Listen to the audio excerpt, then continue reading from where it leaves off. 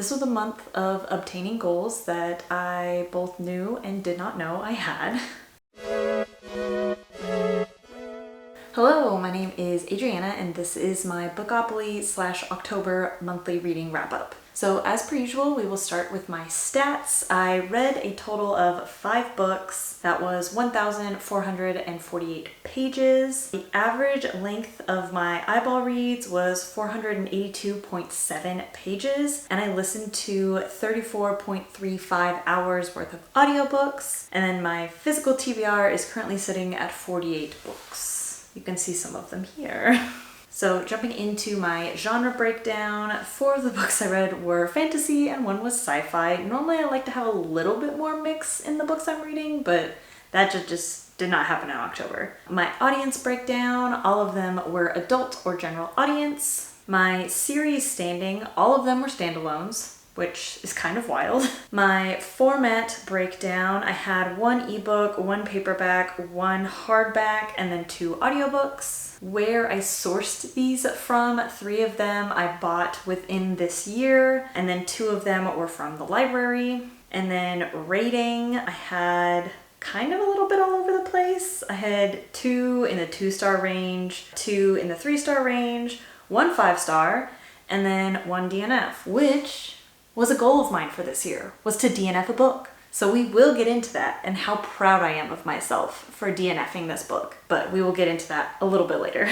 That brings my average rating to a 3.2, not including that DNF, because I don't know how you would include a DNF into an average rating. But of the books I actually read and completed, 3.2 average.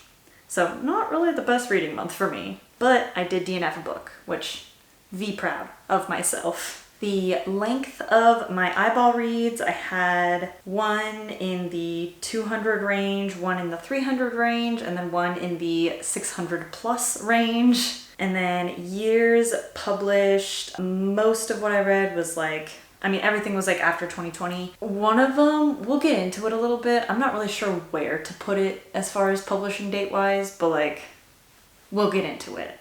And then where I heard about these books from, this one was all over the place. 1 was an ARC, 1 I heard about from BookTube, 1 I found while browsing, 1 was a recommendation from a friend, and 1 was an author I had read from before. So with that, let's get into the book by book breakdown. I'm gonna do this one a little bit differently because all of my reading this month was dictated by Becca and the Books.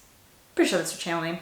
Becca and the Books Readathon Bookopoly or Spookopoly-thon because it was October. So I was planning on vlogging it, and so I recorded all of my dice rolls for this game, and because I didn't end up vlogging, I'm just going to show you the dice rolls of what I got and then jump back here and explain what the books were and what I thought. So with that, let's jump back into late September, Adriana, and she can show you her first 2 dice rolls. So you can see here I have the board up here in the corner. This is my little token that I will be using to keep track of where I'm at. These prompts are for other things. This is a place for me to write down what I read for each prompt. So let's roll. Got 2 little dice here. Okay, let's go. Get good. 8. 1, 2, 3, 4, 5, 6, 7, 8. So that's green. I believe that's covers. This is the old board. No, it's not. Maybe it is. Shoot, I don't know. Give me a minute. Moments later. Okay, I got that adjusted. So we're on the correct board now. So moving 8 once again. So that puts us on present. I don't remember what that means. We're just gonna type that out real quick. And then we're gonna roll again, and we'll look up what the prompts mean later. 7.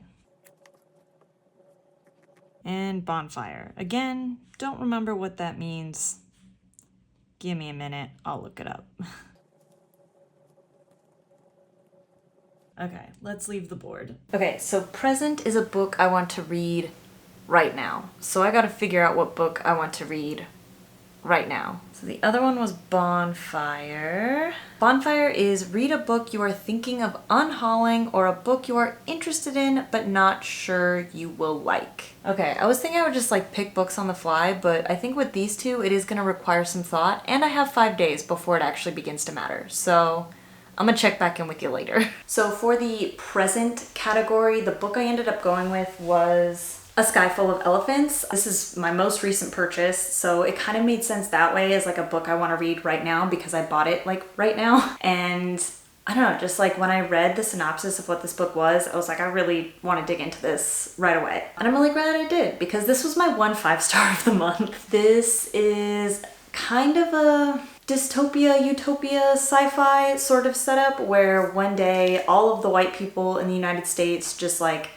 get up and like walk into the closest body of water and drown themselves. So everybody left in the United States is a POC, a person of color. This book specifically is focusing on the Black experience, which makes sense because the author is Black, and I think still the largest minority in the United States is Black or African American. But we follow our main character whose name I'm blanking on because this was the first book I read in October and so much has already left my brain. But he gets a mysterious note from a daughter he didn't know he had. I'm pretty sure he doesn't know he had her. And it was from a previous relationship that he had had with a white woman that ended really badly in a way where he ended up in jail. I don't want to spoil too much because I do really think this is an excellent, excellent book. He gets a note from a daughter he didn't know he had, and she is wanting to reach out to him for help. There's a really strained relationship because she thinks that he walked out on her. He didn't know she existed. So it's really about like the healing of their relationship and then also how they're navigating this like post-whiteness world and coming to this. Again, I don't want to spoil too much. Just read the book. It's really good. I think all of the characters, like even the characters that seem like they should annoy you, like really end up very endearing, and like it's fast-paced and fun. This is a 5-star. I think you should read it. I think it's very good. My only gripe about this book, and I don't even know if it's a gripe, I don't know if I necessarily wanted this book to be longer, but I want more stories of this world. Like if there were like companion novels of like other experiences in this world from like different types of people, I would 100% be into it just because I want to take this thought experiment like even further and see how the world works in a deeper way. So my only gripe about this book is I want more. So obviously my other dice roll was going to be my audiobook, and that was Bonfire, or like a book you're either actively unhauling or you're not sure you'll like but you want to try anyway. And so for that I got the audiobook version of The Whispering Dark. This is an Illumicrate edition and I decided to unhaul it. And spoiler alert, this is the book I DNF'd. So my first dice roll had my only 5-star of the month and my first DNF in like literal years.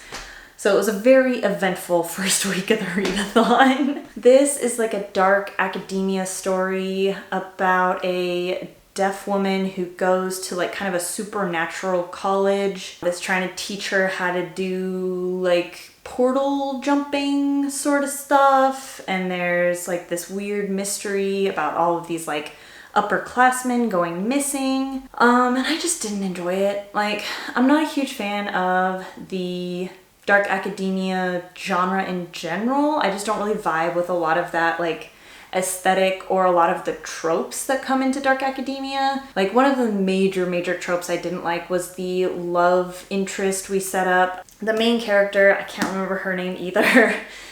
She was born deaf, I believe. I think so. I think she was born deaf. She had a cochlear implant, but she was very sheltered growing up, very naive, just feels very young, even though she is like 18 and an adult and going to college. And the love interest is a senior who is like living by himself. His parents have like left him this house. And so just like the power dynamic between that, like even though it's only like 3 to 4 years age difference, it just very much feels like a life gap or like a life experience gap that I just don't like in my romances. So I, like, off the bat did not like that. I did not really like the mystery we were getting. I felt like it was just it was very, very slow and drug out.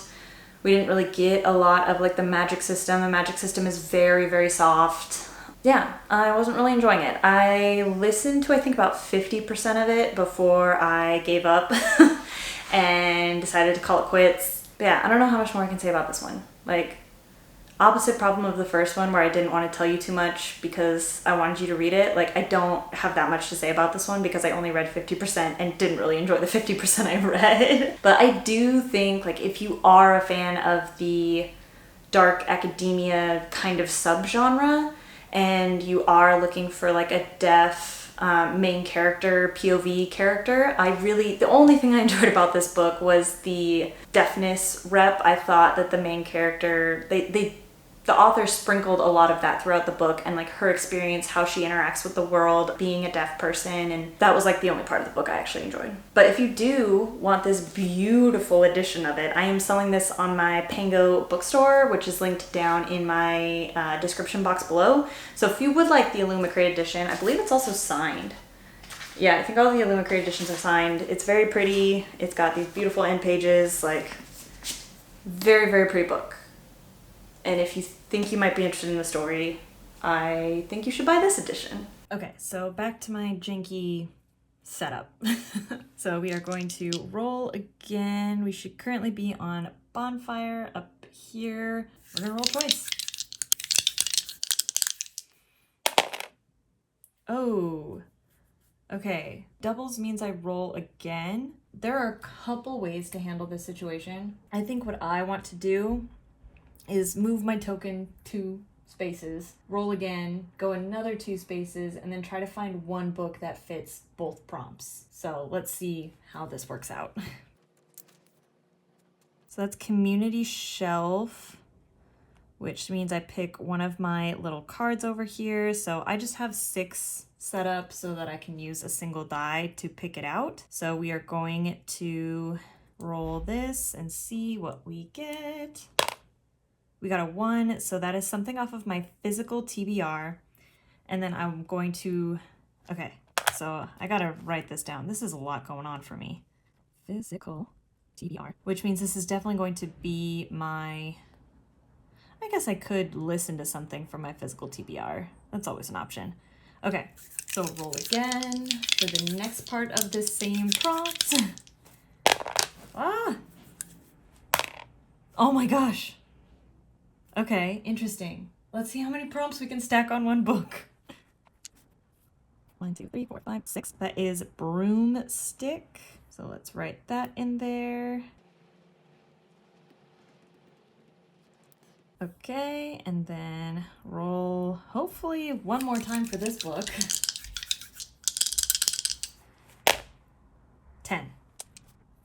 1, 2, 3, 4, 5, 6, 7, 8, 9, 10. Oh, another community shelf. Okay, this could be interesting because this could contradict itself because I think NetGalley is on there and I don't have something that would work for both. Well, let's just see. Let's see what happens. That was a 1. So that was a physical TBR again. So I'm just going to take that as a win and say because we were doing this way, we're just stacking the physical TBR twice. Maybe I'll try to find something that's been on my physical TBR for a while. I don't know. We'll see what broomstick is and see what we can make work. Next up. How do I keep getting doubles? This happened to me last year too. I got so many doubles. Okay, where does that put us? 1, 2, 3, 4, 5, 6, 7, 8, 9, 10, 11, 12. Pumpkin carving. I don't know what that one is. And again, hopefully just one more roll. Jeez Louise. Oh my god. Okay. This is my life now. 1, 2, 3, 4, 5, 6, 7, 8, 9, 10, 11, 12. Community shelf again? 3. That is a NetGalley book. So hopefully something I have on NetGalley will work for this. One more roll.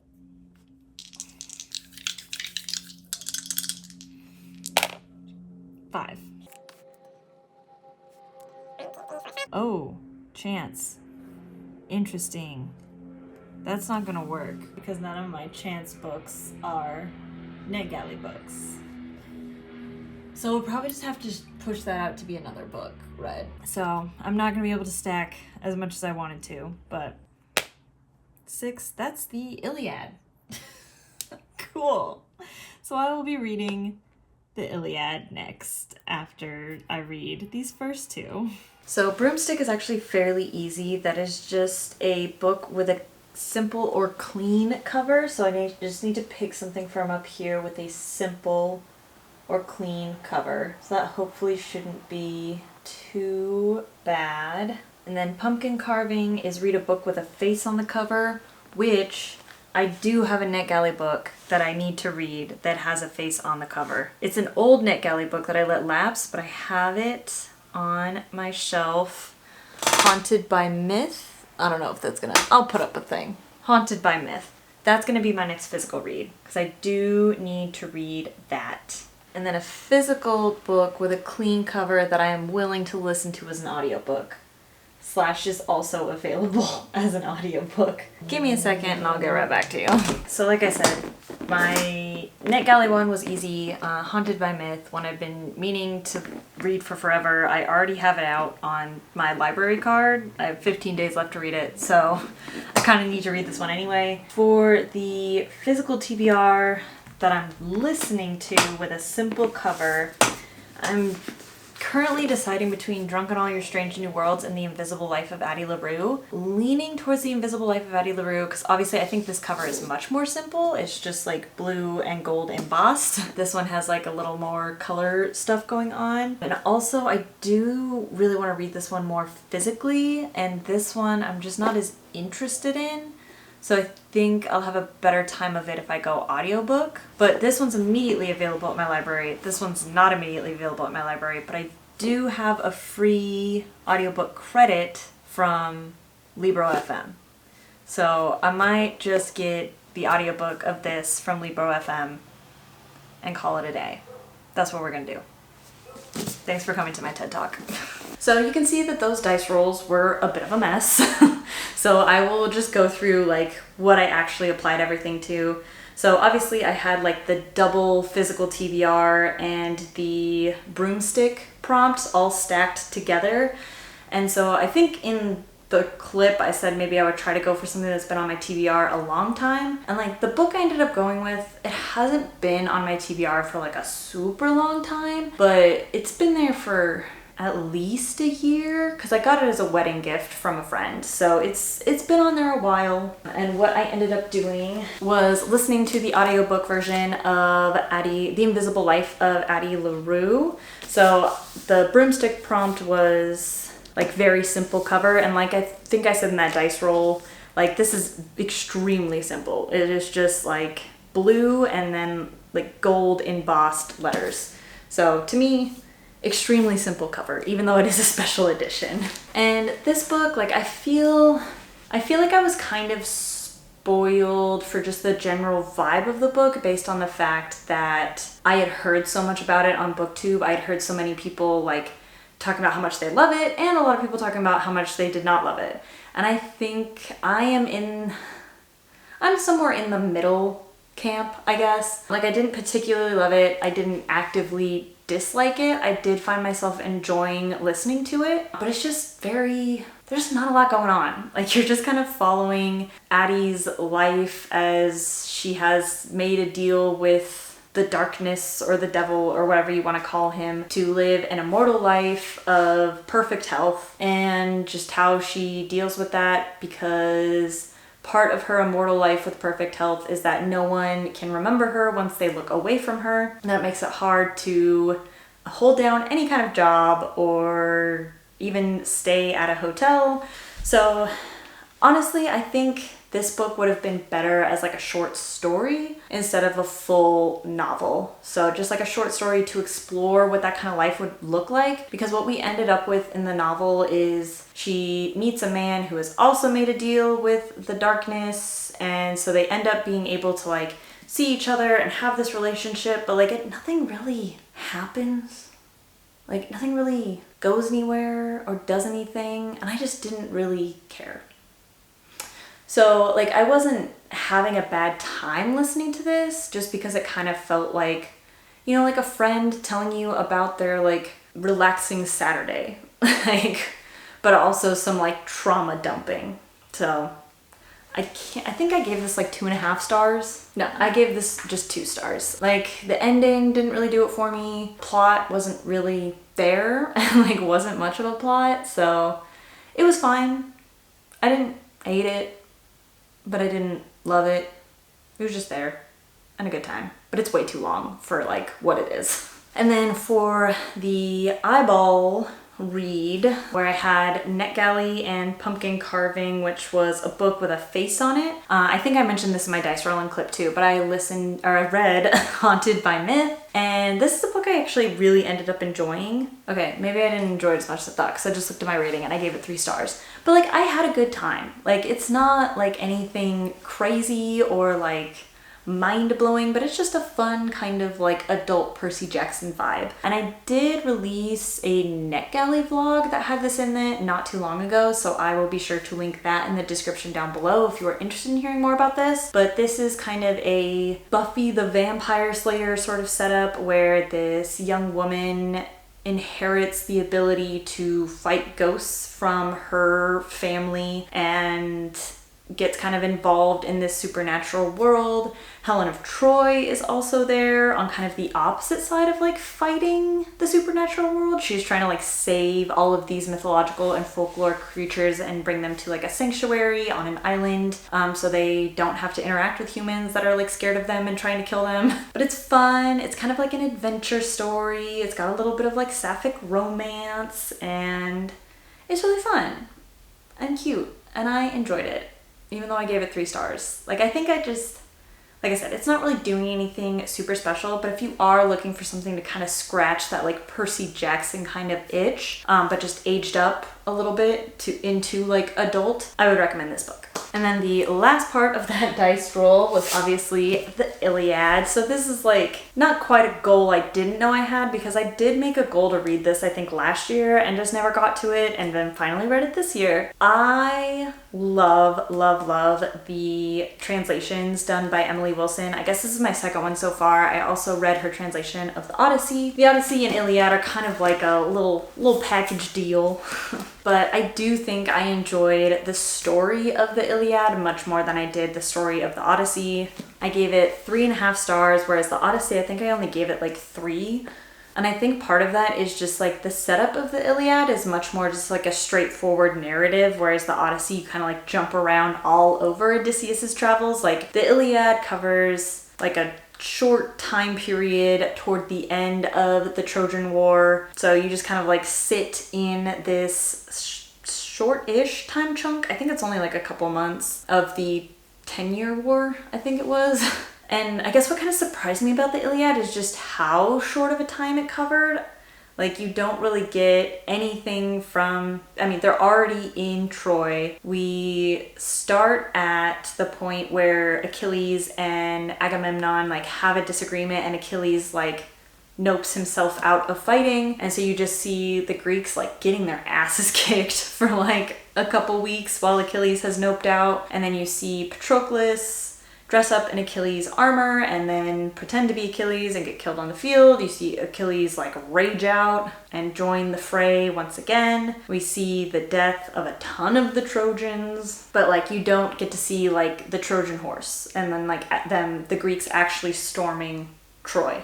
So like I said, it's a very short part of the Trojan War and not quite what I was expecting to get out of this, I guess. I mean, I've never read any of the Iliad. This is my first Iliad, but I enjoyed it quite a bit. I really enjoy these translations. I think Emily Wilson does an incredible job of making these ancient Greek texts feel really accessible. She uses fairly modern language, like not like slang or anything, but just really accessible, easy to read. She writes in iambic pentameter to kind of give you the feel of something that would be a verbal, like told story, trying to keep up with that verbal tradition of Greek stories. What else do I want to say about this? I'm very glad I read it. I want to read more of like the ancient Greek and Roman canon. This, the Odyssey and the Iliad felt like a really good place to start, but I think I need to keep continuing to read some of the classics. Very glad I read this. We'll definitely be keeping it around. I have made lots of notes that you can't see because this is deckled. That's my only complaint about these translations is the deckled edges. Oh, and I guess this is the one where I was like, I don't know what date to put as it's published, because technically this translation was published in 2023, but the story of the Iliad is thousands of years old. But I don't really have a way to put that into my spreadsheet, so we just went with the date this specific translation was published. Hello, I finished Addie LaRue today, so let's roll for my next audiobook. Last audiobook, probably. We'll see. I have 11 days. I can probably get an audiobook finished in 11 days. I'm not gonna do my whole setup because my desk is a mess and I don't really feel like cleaning it up.